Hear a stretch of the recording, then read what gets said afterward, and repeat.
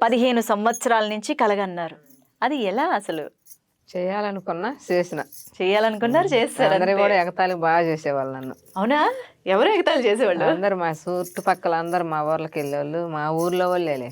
ఏటేటి cinema తీస్తావు ఏటి అనేవాళ్ళా? అసలు నీకెందుకు ఇయన్నీ అది ఇది అని చెప్పి బాగా ఎగతాళి చేసేవాళ్ళు. హ్మ్. ఒకరు ఎగతాళి చేసినందుకని చేయాలి అని పట్టుదలతోటి చేసినాం సినిమాని మాత్రం. నాకు చిన్నప్పటి నుంచి కూడా బాగా సినిమా చేయాలా ఈది నాటకాలు ఈ ఇట్లాంటివన్నీ బాగా చేస్తారు అప్పుడు. మేము చిన్నపిల్లలప్పుడు ఈ సినిమాలు ఇవన్నీ లేవు మాకు. లేకపోతే అటుకు పోయేవాళ్ళం. ఏ సంవత్సరంలో? సంవత్సరాలు నాకు గుర్తులేవు. ఓకే. ఎన్నేళ్ల క్రితం? సంవత్సరాలు ఎన్ని సంవత్సరాలు అంటే 13 సంవత్సరాల వయసులో మీకు సినిమాకి 13 సంవత్సరాల వయసులో. అప్పుడు సినిమాకి పోయాం. ఆ! అప్పుడు దాకా మాకు ఏంటి నలతంగి ఆటలు, తోలు బొమ్మల ఆటలు, ఈ నరసింహస్వామి వీధుల్లో తెరలు పెట్టి వేస్తారు. వేస్తారు. అవి చూసేవాళ్ళం మేము అప్పుడు ఓకే. బాగా.